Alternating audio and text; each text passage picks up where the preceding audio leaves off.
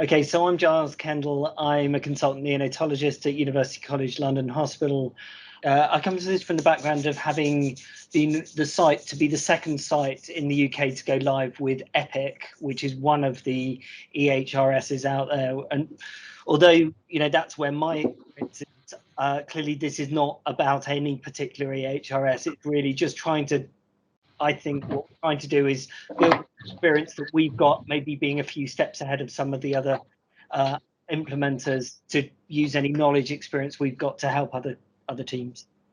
So my name is Hammad. I am a consultant neonatologist at the Evelina, so not very far from where Giles works, just across the river in London.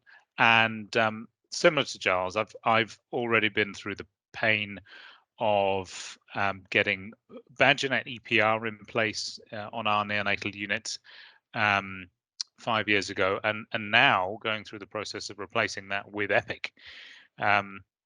And lots of lessons learned along the way, and I'm sure a lot of people here will have reflections as well of involvement with IT systems, change management aspects of what is involved in terms of implementing a big digital system of any sort, really, whether it's an electronic health record system or something else. The other bit of background for myself is I had the opportunity to do a master's in digital health with the NHS Digital Academy, and that's helped me certainly to be able to frame a lot of the challenges that we have in terms of the wider picture.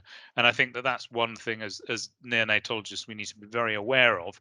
We're not the only ones trying to implement electronic health record systems. We do have unique requirements, and that I think we all know we have unique requirements. Our patients have unique requirements, and that's great. And we've got to get that right. But we're not the only ones trying to do this, and you can find allies within the hospital where you're working, and certainly it helps to do a little bit of what we might call discovery work, to go out and find out who the players are within your trust who might have an interest in getting an EHR system in place. I'm going to say one thing actually, EHR, EPR, they're pretty much interchangeable. So electronic patient record system, electronic health record system, whatever you want to call it. And so people will use those terms fairly loosely, just to be super confusing, of course. But yeah, happy to start with any questions that anyone has.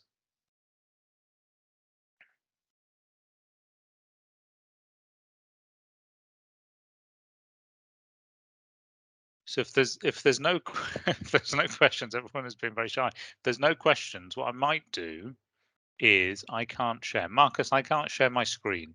I expect that's deliberate. Yeah, okay.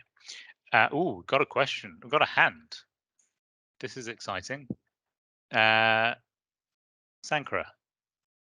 I think you're first. I bet. Yes. Hi. Oh, hi. Hi, Hammad. Thank you.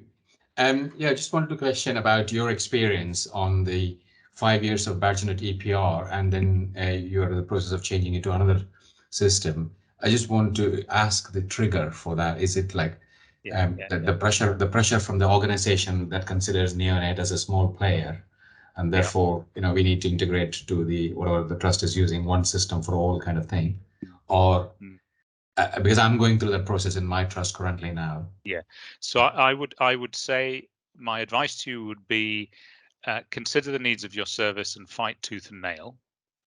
Okay, if given the choice, we would have stuck with BadgerNet EPR, and I'd say that without any hesitation. However, we recognise that BadgerNet EPR has certain limitations in terms of its functionality.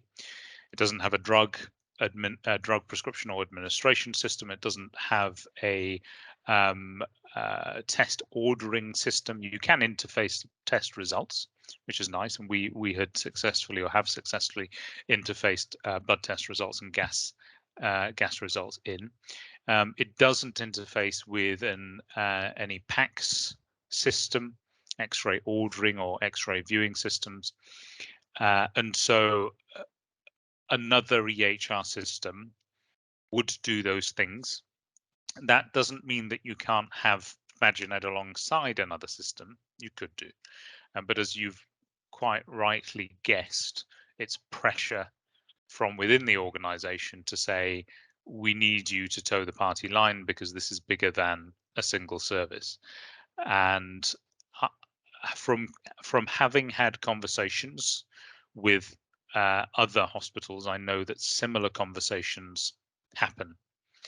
And where a big player like Epic has been commissioned to supply electronic health record systems for a particular trust, then it becomes very difficult, very challenging to be able to push back against that. But as I say, make the case. Push back and say, actually, we've got specific needs and we're not sure that those are going to be fulfilled. And if you need help to articulate that, very happy to provide you with documents that we had prepared to do the same. Not that we were particularly successful, but it's certainly a framework to help. Thank you. Right. Hammad, I've now made you and Giles presenters, so if you have some slides, try again to share them, and fingers crossed you should be able to do so. Sure. Well, I think if I'm not wrong, we might have some more hands up. We did have a hand up. In the chat, Hammad, there's a question from Rachel Garrett asking, how does it interface with maternity systems? I don't know whether that's a question about BadgerNet rather than the wider EHRS systems.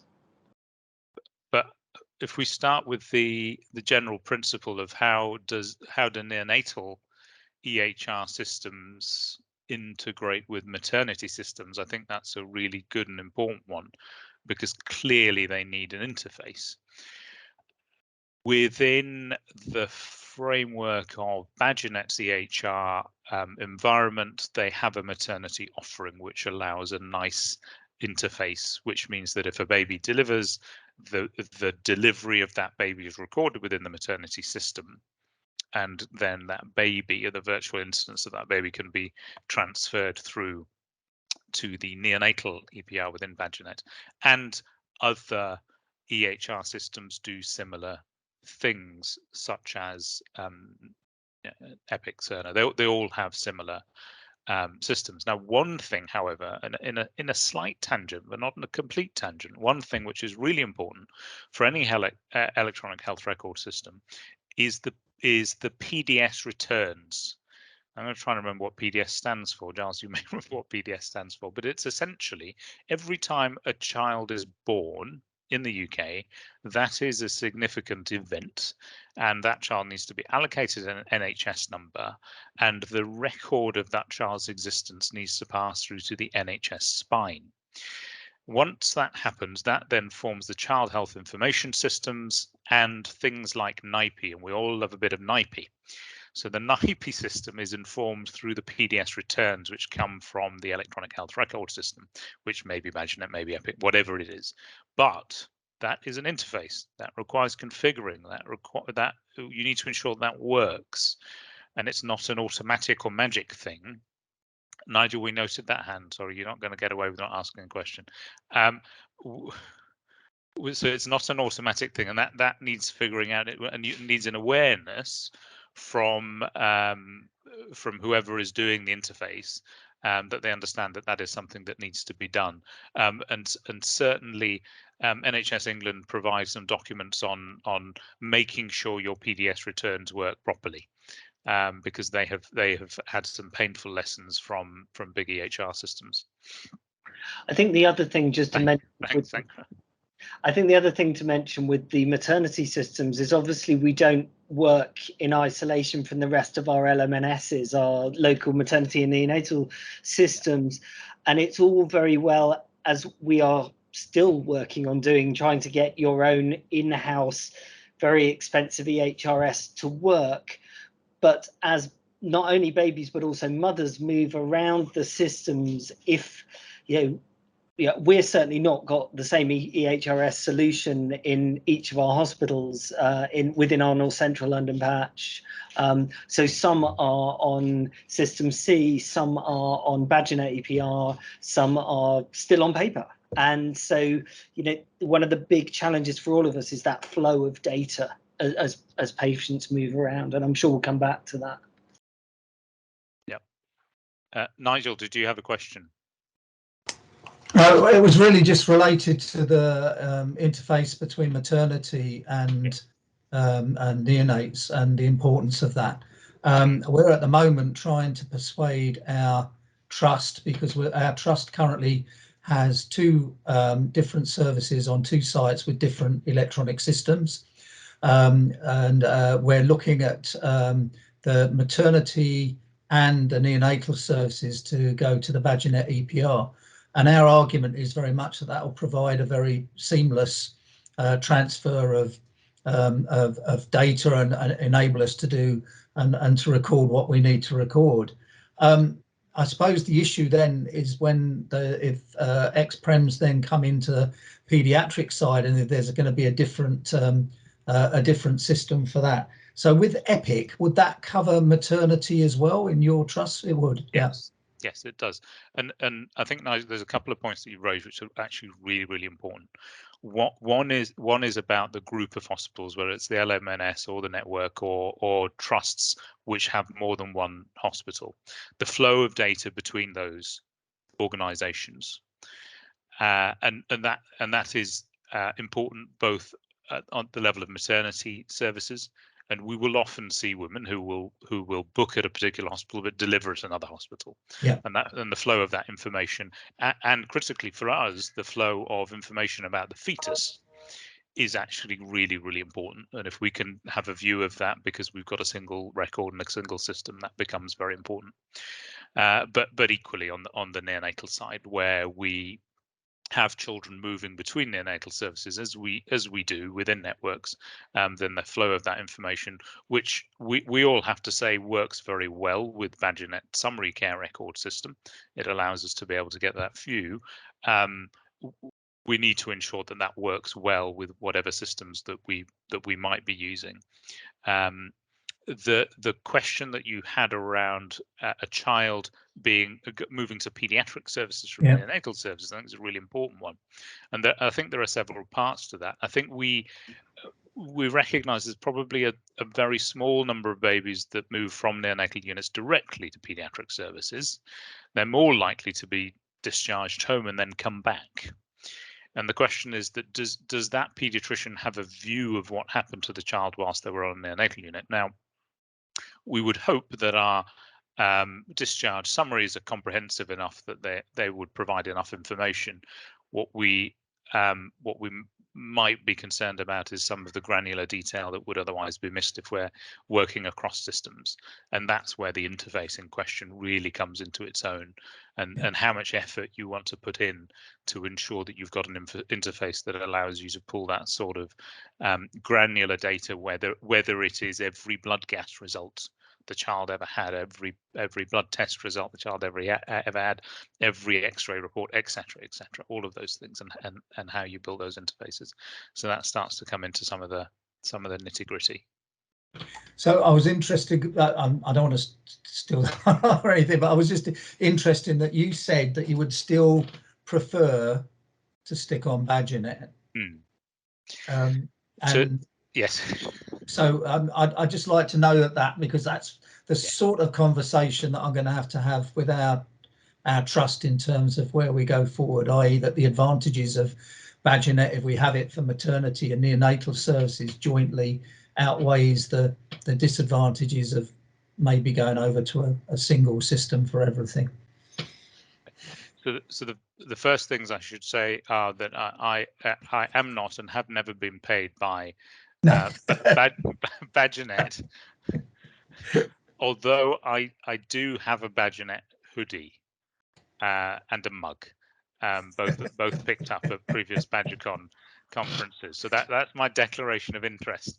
But why would I have continued to use BadgerNet given the choice is I guess reframing of the question. I think that there's three parts to this. One is that the functionality that BadgerNet as a single record system across organizations allows is that transfer of information, which is, I think, is really, really critical. That clinical aspect of the reassurance that if I transfer a child to another unit, the information about every aspect of the care that I've recorded in BadgerNet is viewable by the receiving unit, and vice versa, is very, very important. Yep. The second part of this is reporting, and I recognise that Giles has an element of PTSD around this, and I'm just about to join the club on this. Reporting is a real challenge into BadgerNet when you're using third-party EHR systems. Yep. We are working on various plans to try and make that whole process easier, but it's pretty slow. It's pretty slow going. I think that we have to say, in all honesty, that as far as EPIC is concerned, I'm going to make a few statements of fact here. I need to be really, really careful. UCLH have not had a successful rollout of an interface between EPIC and BadgerNet. In conversation with Royal Devon and Exeter, they have not had a successful implementation and have had to resort to direct reporting back into BadgerNet, which means dual documentation. Yeah. In recent conversation with Frimley, they've had to do the same. And the last conversation I had with Manchester, who have just gone live, they had issues. So there's actually a comment from Helen Lambert from Manchester in the chat saying they're still using BadgerNet for NNAP data admission and discharge. I mean, speaking as somebody who's been on other systems since March 2019, whether it's EPIC or whatever, I don't think it really matters. The issues are still the same.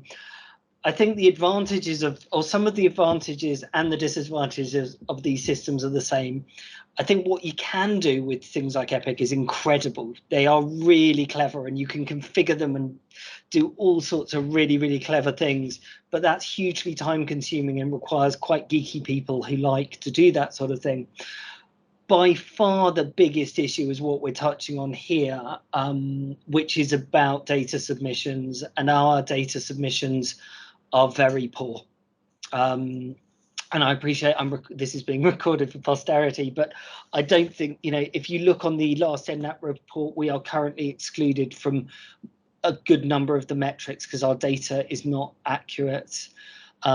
There are things we're working on. I have fought strongly against going over to double entrying because the NHS is very good at throwing very expensive and very valuable people at technology problems rather than solving them from technology side of things. And if I know that if we throw people at this, that will be seen as the solution. So I'm sort of just standing on the cliff face, waiting to be blown off, knowing that this is really problematic, but flying the flag for saying, actually, we need to solve this. Can we just pick up on a couple of questions in the? Yeah, I think, and they're all along similar themes, Giles. And thanks for that, because I think that really frames what the challenge is for us. Because actually, I'm going to say this: we're the advocates for the patient, and we're unfortunately stuck in the middle of what feels like a bit of a bun fight, because we've got trusts that recognise what the challenge is, but they think that the resource that can be thrown at it is human resource rather than technological resource, which is kind of the purpose of all of this. We've got third-party EHR systems such as Cerner or EPIC, and someone's question about whether it's a problem for Cerner, it is a problem for Cerner. We've got third-party EHR systems such as EPIC and Cerner, Allscripts, etc., etc. And they're focused on a problem for them as relatively small as returns of data into a national system is slight. Their attention to this is slight, and therefore the amount of resource that they will apply to it is not what it should be. And BadgerNet you would think would have a vested interest, and I hope we're getting to a point where we've got more attention from them to say that despite the fact that this pulls away from their EPR system, it is an opportunity for them to become a data broker in a different way. And we're still a long way off from that. And by data broker, I mean any EHR system could feed their neonatal data into BadgerNet's database directly without having to go through the front end. And for that to be a reliable system, and for it to work, and for it to go in both directions, so you could both push and pull data. That's the dream. That's the ideal. This is Giles and I could talk about this for a long time, but we won't. But this is what we aim for. We're aiming for, and this is what we think would solve this issue for all of us, really. And as Charlotte has quite rightly pointed out, the challenges are both for the ODNs and for the national picture around data that doesn't come in. And Zishan Rawn, who is our data manager for the London ODN, has on many occasions expressed his significant disquiet about the challenges that we have with returns of data from UCLH, because of the fact that those data returns are not as good as they should be, and that has the potential to become an expanded problem across the country. I know that that's a worry and a concern for Charlotte and other colleagues in the data manager and analytics space. Is it worth going back to the question around data and analytics, because that was a question framed in respect of EPIC generating audit data from EPIC, because you can do that easy enough from BadgerNet, and I guess the answer is yes, many tools are available.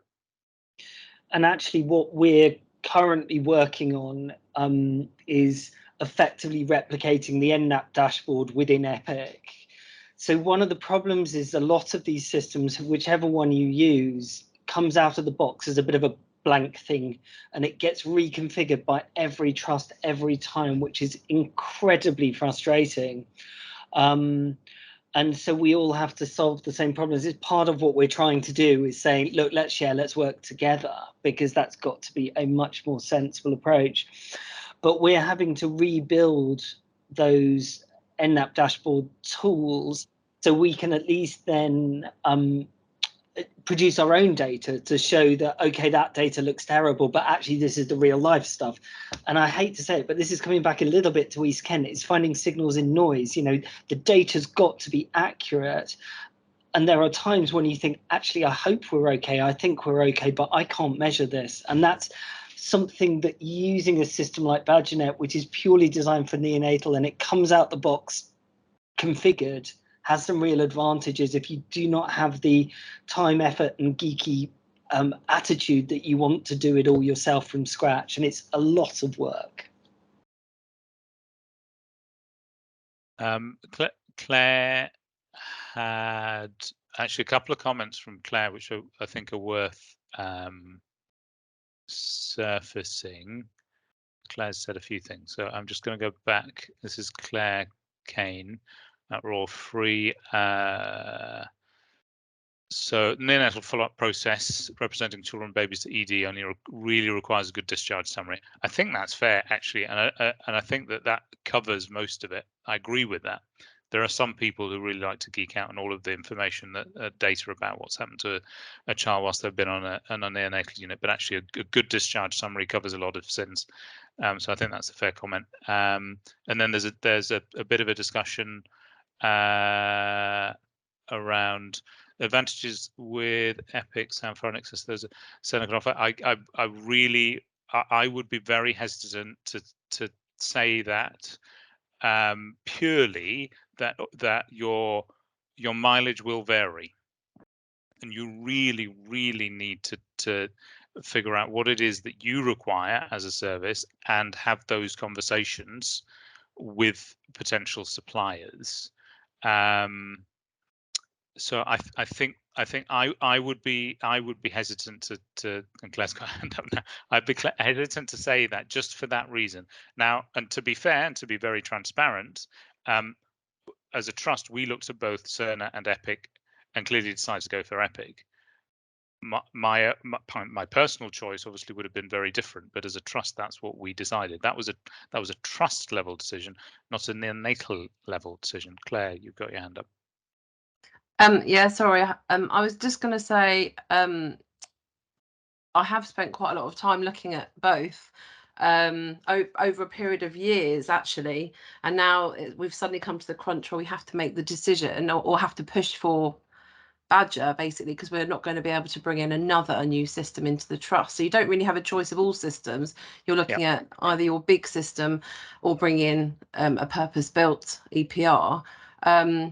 I have had some help from a neighbouring trust who are helping support with some information to try and that clearly explains how Badger may be preferential.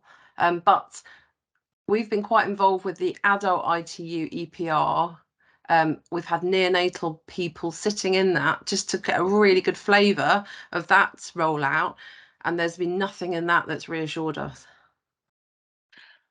And I think that's absolutely reflective of the experience of many of us, including myself, because if a system is not designed for your service, it's only ever going to be just good enough, and certainly will not be it'll have big gaps in terms of functionality. So I think I absolutely get what you're saying. You've done the deep dive into Epic versus Cerner, and your own personal reflection is that Epic is significantly better. I think that one of the challenges that Giles and I will constantly go back to is that Epic will sell you a Ferrari, and then on day one they'll turn up with a Ford Fiesta and a bunch of paint and some toolkits. And so you'll suddenly realise that actually what's called the foundation build is not quite what it needs to be, and not quite as sold. And it certainly can be, and I would love to hear Sadie's comments on this. Certainly can be configured and tinkered to do a lot more, but there are significant challenges. Amit, do you mind if Sadie speaks first, just because she's got some great reflections on this, having used Epic for a little while? Yeah, hi. So I'm Sadie. I'm one of the nurse practitioners from Royal Devon and Exeter, and yeah, we've been live with Epic since 2020. I just wanted to say, so hang in there. We were the third trust, I think, to go live with Epic in this country. We tried a build of Badger to talk to Badger, and we persevered with it for about 18 months, and it wasn't what we wanted. We still had to go into Badger, and our data was appalling. And we basically then, as we quit, we basically said, right, we're not going to do this anymore. We're going to just fill in Badger and fill in Epic. And then when one of our other hospitals joined our trust, there was a big drive for a new Badger interface. And currently we're at a point now, our other neonatal unit in their SCBU only have 2 or 3 babies sort of at a time, and they're very keen to use the new interface. And we initially were very reluctant because we were still having to go into Badger. However, the last couple of weeks we have gone live with it again, and we're really persevering now. And what we have decided to do currently is only use the admission part of it until we're happy with that. Yeah. And then once we're happy with that, we're going to start using it for daily summaries. And I think it's a similar system to what Manchester and Frimley have had built. But as you said, we're all doing everything different. I have been interfacing with Manchester, and I'm like, oh, how come you've got that built and we haven't got that built? There's no one system. There is no one system. Thanks for that, Sadie, and I think that's absolutely right. And we were told by Epic as a trust that we would have the system that Manchester were getting, and it would be much better. And it's the system that Frimley got. Now, Frimley's experience clearly has been that it's terrible and it doesn't work. And Manchester's experience clearly has not been great. I have been sitting with the engineer working on the interface. And I'm not a software engineer, but I've been going through his pain with him to try and figure all of this out, and I can see why it falls apart. It's because it is unnecessarily complex, and it is there are 100 potential pain points within this interface where it can go wrong. But we're going to stop talking about that and get Hammad to ask his question or make his point. Thanks, Hammad, for your patience. Thanks, Hammad. We are in a position at Oxford where our maternity services are going with Badger, and we are trying to understand an options. We're doing an options review between Cerner and whether BadgerNet would be more appropriate. Now, I hear these stories and it fills me with a lot of fear, the interface between Cerner or Epic and the data output, and because we would lose that kind of data integrity and we end up doing double recording. But in terms of costs, has anybody analyzed how much it costs for a Cerner system to be built? Albeit not appropriately and fully, to actually get it working to a standard which is neonatally appropriate, or is it? Or I mean, is it a cheap option? I'm trying to get to. I think it's such a critical, question, Hammad, because in building a business case, you've got to get down to the nuts and bolts at some point, right? And say, this is what it's going to cost and this is what it's going to save us. And it goes back to a question that Hannah had about cost efficiencies, which I think is important to cover.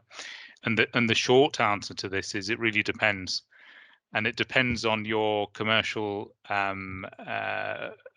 people within your trust and what they negotiate. Fine. Right, it's going to come down to what they negotiate in the contract that they put in place. If I can talk broadly, the model that BadgerNet get you to go with is essentially a subscription model, which I think we're all familiar with, and it's per patient episode, and actually it's relatively cheap. There are other ongoing costs to do with having servers on site, backup servers and the like, which are minimal. They're not huge amounts. I mean, your IT department will need to advise you on that, but they're not huge costs. And then, of course, you need to have the right kit and hardware, but you're going to need that for whichever EHR system you have in place. And BadgerNet are now moving to a web-based interface, as anyone that went to BadgerCon probably heard, and that is likely to be coming out in the next year or so, which I think will make things easier. Certainly will make it a little lighter in terms of hardware requirements. And that's before we get into hardware interfacing. So we won't even touch on hardware interfacing in that question, but there is an element of that which will happen for whichever system you go for.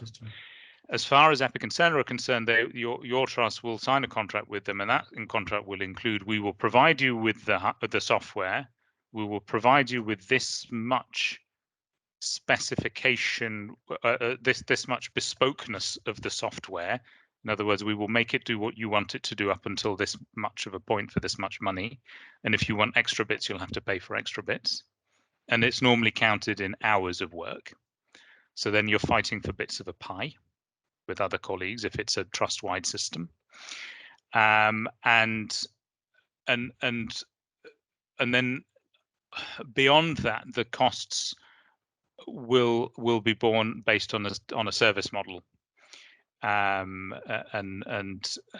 whatever the provider will say as to, and we will charge you this much every year to provide you with support. But all of that has to be negotiated, and whether that's Epic or Cerner or any other system, that has to be negotiated. But BadgerNet's model is significantly different. And just one other follow-up question is that having maternity on a different system to neonates, has it? I mean, I can immediately see the risks for that. Yeah. But have they been sort of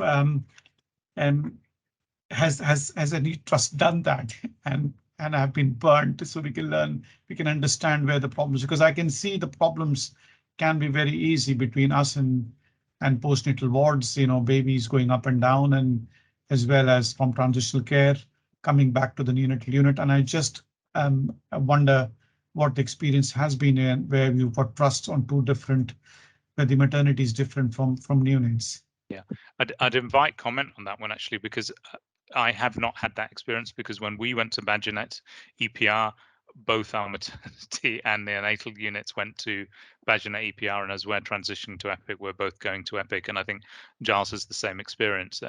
So I think open that, but I think my reflection on it would be that it's critical, and that actually if you're making a business case, then it makes sense to work with maternity colleagues. And I would just to add to that, some of the advantage, I mean, it's not answering your question, Hammad, at all. I'm sort of going in the opposite direction, but some of the advantages of a well-designed system where you are properly interlinked between the maternity and the neonatal. We recently just added on, whenever the mother's GBS positive, that now appears on the banner of the baby down the side. Yeah. If you've got safeguarding issues, things flow through nicely. And certainly the Epic model is the data is only stored in one place. So when you've got a neonatal episode, that's obviously linked to a pregnancy, a neonatal encounter is linked to a maternity episode, which is lots of encounters, but we can look into the mother's record from the baby. We can obviously open the mother's record, but we can see lots of data from the mum without even having to do that, even though it's sitting in the mother's record. And I think that is one of the biggest wins that we've had as we've moved on to this joint, because before we were paper notes and we had Medway maternity, which is not a system I would ever want to go anywhere near back to. But so lots of positives about being on the same system. I think Hannah put her hand up at the comment about two systems, so she may have some experience of that. Thank you. Thank you so much. Yes, so here in Leeds, our maternity colleagues have gone on to K2 Athena. And I think at the time that they were bidding for that, BadgerNet maternity was very much in its embryological stage, pardon the pun, and K2 was more developed. I think they're willing to acknowledge now that maybe BadgerNet maternity has caught up and is much more of a competitor now with K2. But then that they're so embedded in that and have developed a whole load of wizards, and the data recording on it is really quite impressive. And we're limping through with our sort of just summary care record of Badger. We have set up an interface between K2 and Badger, which I think cost me about £10,000, but it took about 3 years to actually get the infrastructure together to agree which fields we were going to pull through from K2. Yeah. So it works. It's better than the situation when they weren't talking to each other, but it's not an easy way round the system at all. If I could be cheeky, could I just ask whether or not anybody's had any success in LMNSs sort of taking ownership and trying to drive forward a joined up maternity neonatal system in their area? No, I think that a lot of, in conversation, a lot of LMNSs have pushed it. However, I think it's just the mechanics of getting different trusts to work together when there are different drivers across organizations. It does feel like a lost opportunity. It really feels like a lost opportunity. There's a comment from Anne Marie, and then Sadie, you've had your hand up for a little while. So we have 3 maternity and neonatal units in my health board, all currently using Badger, including maternity. We still have neonatal Badger exclusively across our network. Scotland, we intend to process for neonatal EPR. For my board's 3 neonatal units. Would anyone suggest any solution other than Badger as the optimal neonatal solution for our neonatal EPR?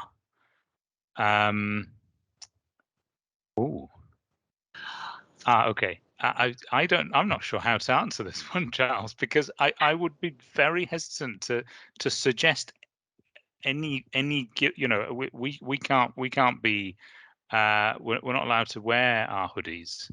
I think the thing is, the real big difference between BadgerNet EPR, speaking as somebody who's never used it, obviously we used to use the summary care record, is it works. It comes out the box, it works. If you have a new data point for NNAP or for GIRFT or for whoever's making us jump through hoops this week, somebody somewhere that you're not going to have to worry about is going to know about that, configure it, and make sure it gets there. And all you have to do is run your data quality reports and make sure. I think as an EPR, systems like Epic are more powerful. You can do more things. I'm integrated with my hospital. I can order a cranial ultrasound on it, and not only does it appear on my cranial ultrasound's work list, I do my scan, it appears, goes through to the PACS bit. It's all there, and that's amazing. But every time I get a new data point, well, it might take months to realize I'm not submitting something that I didn't know about. I've then got to work out whether we capture that data, and if we don't, work on how do we build a field to make sure we do capture it, and then how am I going to get that information? So it's very labor intensive and very frustrating. And to quote Nina Modi, when I was talking to her about our appalling national neonatal research data set submission in data quality, we need to solve this not at trust level. You know, the key to this is I don't need to be trying to solve it at UCLH, Hammad at Evelina, Sadie at Royal Devon and Exeter, and so on and so on.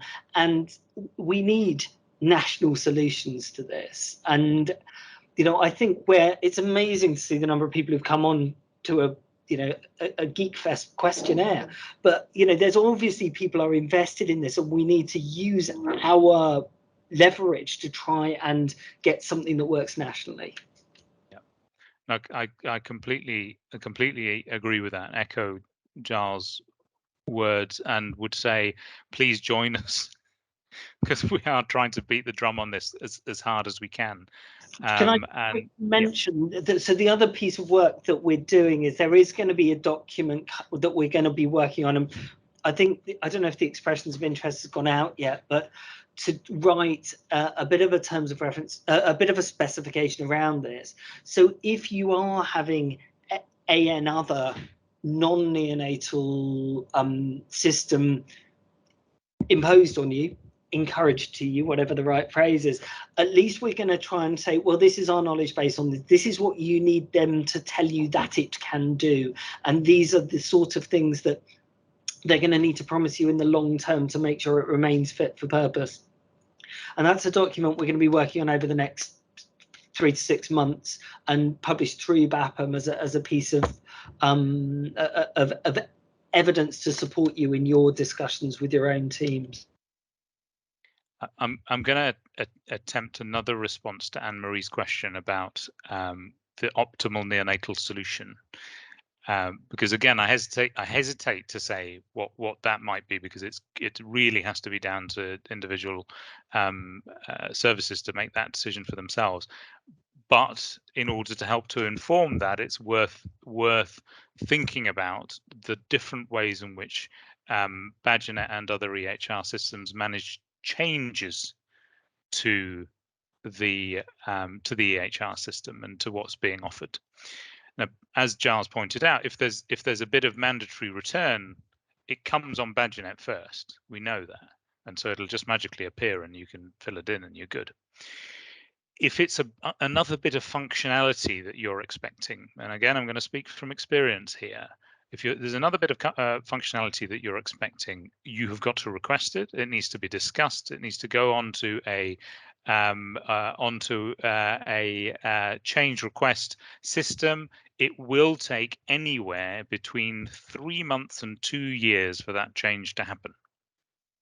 And it depends on how many people have requested the change, what the pressure is for the change, how much of a safety issue it is, etc., etc., etc. If you have your own EPR system in-house, potentially you have much shorter lead times to make changes within the system that you have. All of that comes down to the resource provided by your individual trust, but potentially you could say, I need this change tomorrow, and you change it tomorrow, and it's done. But again, there's nuance there that is worth thinking about. Yeah, I was just to add to that, you know, even if you can build, and I've trained as an Epic builder, obviously there's the trust priorities, and there's a prioritization process. So even if I write a change request and submit it and I want to do the build, sometimes there are issues if it doesn't fit with where the trust's view and prioritization is. It's partly the answer to the question I'm trying to answer, Claire, in the chat, that there are, mindful of that and being recorded, sometimes hurdles that mean that something that I think I could have had this built in the time it's taken me to discuss it, it still doesn't happen. So that, you know, there are challenges. There are challenges should be our motto.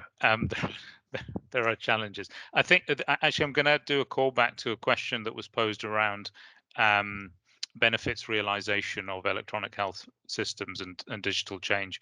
And I think it's a really important one. It's a really, really important one. Is there any evidence? And there is, but the evidence is that benefits realization happens anywhere between 5 and 10 years after the introduction of electronic health record systems. And the reason it takes as long as it does is because, like any bit of change management or any bit of service change, you need to train your staff, you need to implement it, you need to ensure good engagement, and then you need to optimize. And the optimization is the bit where you really start to build on the system that you have in order to get the maximum out of it. And I have to say, for us, for BadgerNet, we were just getting to the point of optimization, and we've had the rug pulled out from under us, virtually speaking. And I'm sure that Giles will reflect on the fact that this optimization is ongoing for him and his service with Epic now. None of this happens very quickly. I think you actually just have to be very, very honest with yourself, with your colleagues, with senior leadership as well. That what you're hoping for is a future that is much, much better, but there's going to be some pain along the way. Yes, Hannah reflecting on the fact that she can't make those changes. I've actually done a little bit of build training myself for our instance of Epic, which is not to say that I know more than 10% of how to change anything within Epic, or that I'm particularly skilled at it. But it is possible to do. It's not that difficult, but it does require a significant amount of time. It's not an easy thing to do. As Anne-Marie's asking, is anyone on BadgerNet EPR and they wish they had gone elsewhere? Anyone want to answer that question? Anne-Marie, to my knowledge, we are the only trust to go to BadgerNet EPR and then plan to move away from it. But I guess you add to that so far on the basis that, you know, the NHS digital aspiration that everything's going to big EPR systems, that there's going to be pressure from trusts to move onto a single hospital system.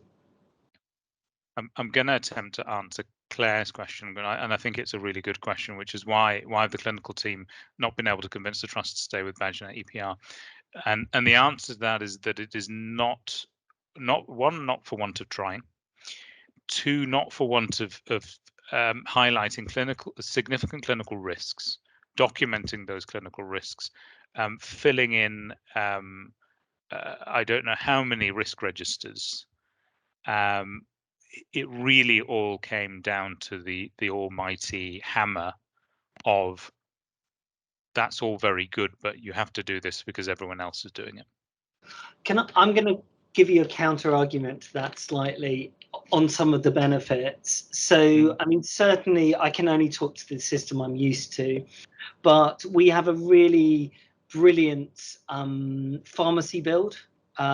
We've had an amazing pharmacist, and if you go trying to nick her, Hammad will fall out for once. But she's done amazing work. So, you know, for example, we've got nice orders for bespoke fluids where you make 3 clicks and it makes a whole recipe for the nursing staff. You know, none of this working out how many millimoles I need to put in a 500 ml bag to achieve 4 millimoles. It's all automatic. Our order set for our TPN will calculate all your calories. It will do, you know, there are some real positives. And when it comes to, you know, sitting in clinic and prescribing the Dalavit or whatever it is we do in follow-up, you know, when you do that, that arrives in the pharmacy before the patient does. The x-rays back with you. You know, the actual integration at hospital level is really, really valuable and really, really positive. So you haven't gone live with this yet, so I would say that there are some. No, I actually would agree with you, Giles. And what's interesting is that you've pointed at all of the things that BadgerNet doesn't do.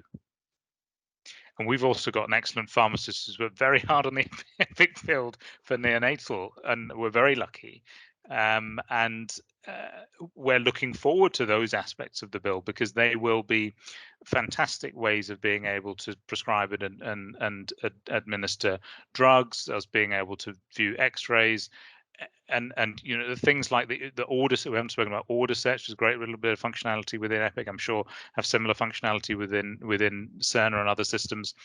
But these things in a mature EHR system, which works at a hospital level, should work really, really well.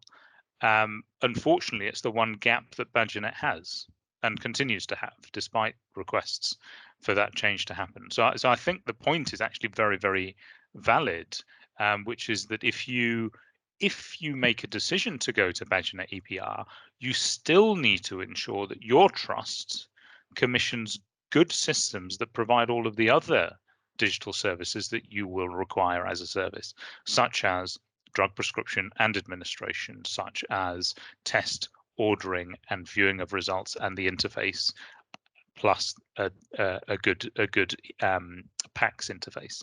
So all of that still needs to be put in place. And I have to say, here at GSCT, we were lucky that our systems worked, and for the most part of interface reasonably well. So I hope that answers Claire's question. And she said these kinds of very skilled AHPs are scarce, and that's in reference to our pharmacists, and that's true. And I think that just we're not going to give you any names. I think that comes back to an issue about the way these systems are implemented, particularly EPIC, where it comes out the box completely blank.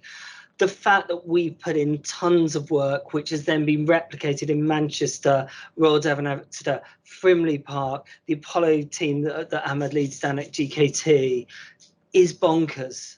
You know, we should be having a much more national iterative process. So whichever EHRS your teams end up with, you're building on the experience rather than starting again from scratch. And I think that's the most frustrating thing. I would agree with what Giles has just said, and actually we hope that forums like this will allow us to be able to speak with a bit of a single voice when it comes to these issues. Sadie. Moving forward, are we going to continue to do things like this? Because I know when I spoke to Maxine, I think it was in Manchester, she was keen that maybe from a neonatal point of view that we have an ongoing sort of discussion, because as Giles says, we're doing things, you know, that you might want to pick up on, and likewise completely Sadie, and BAPM is very, very supportive of these workshops. So and I think we're very lucky in that respect that we have an organization like BAPM that's able to do that for us. And I think there's two aspects to this. One is the working group that Giles referenced, where we are going to work out a service spec for all neonatal units across the country. This is the minimum ask. If you are wanting to procure a new EHR system, this is your minimum ask. These are the things that you should be thinking about, but also bearing in mind that you're going to want to look at the local situation. But you know, a bit of a roadmap for you to be able to work off, and hopefully the benefit of experience of a few other places. But the second part is these workshops, which we will continue to have, I think it'd be really good for us to continue to think about what other forums might be useful for us to continue these conversations. Okay, thank you. And are you looking for people for the working group, Giles?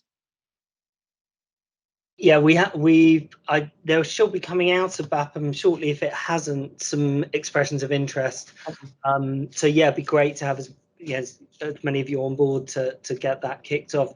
I was also going to just put into the chat, certainly for any EPIC sites, look at the user web, because you can see everyone else's flow sheets and smart texts and all sorts of things in there. So if you're, so for example, I'm just doing some work building the Bailey scores and some optimality scores and things into Epic.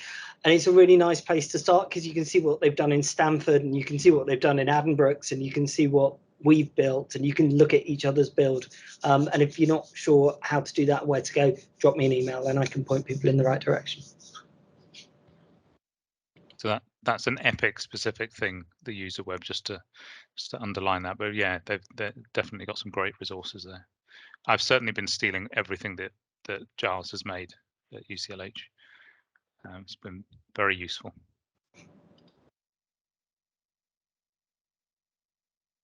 Great. So I think we're timed, Giles.